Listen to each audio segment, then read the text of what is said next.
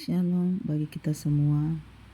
Kiranya damai sejahtera Allah menyertai kita dan melindungi kita. Mari tetaplah masuk dalam mezbah persekutuan dan sembahyang kepadanya, karena kita percaya di dalam sembahyang kita menyembah Allah, memuliakan Tuhan.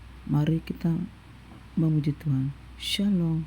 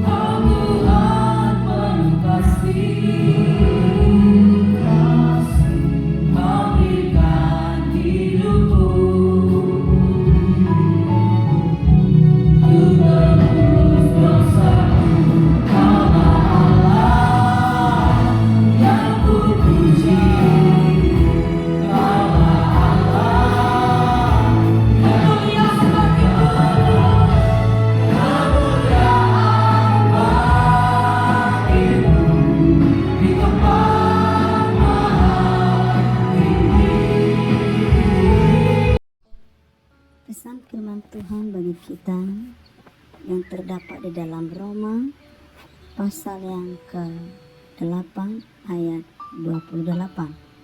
Demikian firman-Nya, kita tahu sekarang bahwa Allah turut bekerja dalam segala sesuatu untuk mendatangkan kebaikan bagi mereka yang mengasihi Dia, yaitu bagi mereka yang terpanggil sesuai dengan rencana Allah.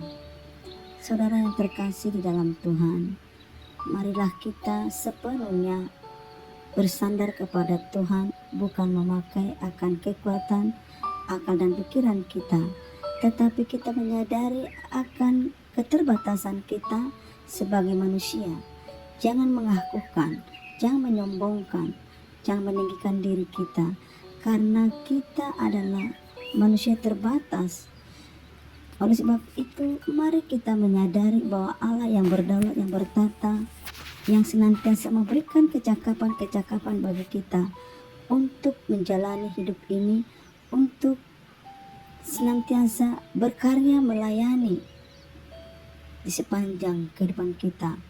Percayalah bahwa Allah itu sangat luar biasa memberkati kita untuk memberikan kecakapan-kecakapan, menyelesaikan setiap tanggung jawab yang dipercayakan bagi kita. Jangan kita sekali-sekali mengandalkan kemampuan kita. Kalaupun ada kemampuan kita, itu hanya sebatas anugerah yang Tuhan berikan bagi tiap-tiap kita.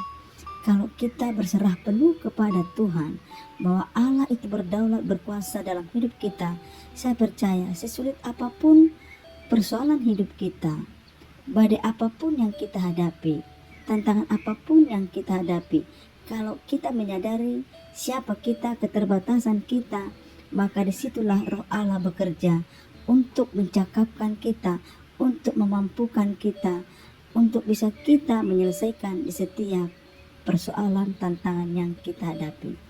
Maka pesan Tuhan sudah jelas sekali bahwa Allah turut bekerja bagi kita yang manakala kita terpanggil, dipilih dan dikasihi Tuhan. Maka mari kita menyerahkan diri kita kepada Tuhan, karena Dialah yang akan menuntun dan memberkati kita melakukan setiap pekerjaan ataupun tanggung jawab apapun itu yang Tuhan percayakan. Saudara yang terkasih dalam Tuhan, yang terkadang membuat kita gagal untuk mencapai impian dan harapan, karena selama ini kita berjalan sendiri dengan keegoisan, dengan keangkuhan, dengan mungkin kemapanan kita. Tetapi kita sudah ditegur oleh firman Tuhan di dalam Roma pasal yang ke-8 ayat yang ke-28. Mari kita sadari bahwa semua aktivitas kehidupan kita, semua yang kita lakukan itu karena Tuhan yang memberikan kecakapan, kemampuan. Mari kita jangan degil, jangan bebal. Kita sadari bahwa Allah yang akan senantiasa memberikan kita kemampuan, kecakapan. Maka saya percaya jikalau campur tangan Tuhan di dalam setiap kehidupan kita, pekerjaan kita, karir kita, pendidikan kita, kalau kita meyakinkan bahwa Allah turut bekerja, maka sekalipun ada tantangan, sekalipun ada persoalan, Tuhan akan menolong, Tuhan akan memberikan hikmatnya kita untuk menyelesaikan setiap masalah dan persoalan hidup kita. Mari kita jangan keraskan hati kita, jangan kita memakai paradigma pemikiran kita bahwa kita kuat mampu menyelesaikan di setiap kehidupan kita. Maka Tuhan tidak menyukai orang yang congkak, orang yang angkuh, tetapi Tuhan memberkati orang-orang yang rendah hati, orang-orang yang berharap kepada Tuhan, karena Tuhan sangat senang kepada orang-orang yang menyerahkan hidupnya kepada Tuhan. Karena di sanalah kuasa Tuhan bekerja, di sanalah Allah berkarya bagi kita untuk menyelesaikan setiap persoalan-persoalan kita. Saudara yang terkasih dalam Tuhan, satu contoh bisa kita lihat dari kehidupan oleh Yusuf. Tantangan, hambatan, persoalan, himpitan datang dari keluarganya, tetapi kita bisa melihat bahwa di sana Allah turut bekerja. Rohnya diberikan kepada Yusuf untuk mencakapkan, melewati semua masalah persoalan yang dihadapi, mulai dari saudara-saudaranya, mulai dari keluarganya. Tetapi Yusuf punya jiwa yang sungguh-sungguh mengenal akan penyertaan Tuhan. Dihina, difitnah, bertubi-tubi yang dihadapi, tetapi Yusuf memiliki kekuatan itu karena peran Roh Kudus yang ada di dalam Yusuf, sehingga dia tegar menghadapi persoalan-persoalan yang menghadang dia, yang menghimpit dia dalam hidupnya. Mari kita belajar dari kehidupan Yusuf, saudara. Mari kita merendahkan diri kita. Jangan kita angkuhkan diri kita. Jangan kita menganggap kita bisa menyelesaikan persoalan kita. Semuanya itu, saudaraku, karena pertolongan Tuhanlah yang memampukan kita untuk dapat menyelesaikan setiap persoalan kita. Mari jangan keraskan hati kita. Rendahkanlah hatimu, rendahkanlah hati kita, supaya Roh Kudus itu yang senantiasa bekerja di dalam setiap kehidupan kita. Mari kita bersyukur atas pertolongan Tuhan dalam hidup kita.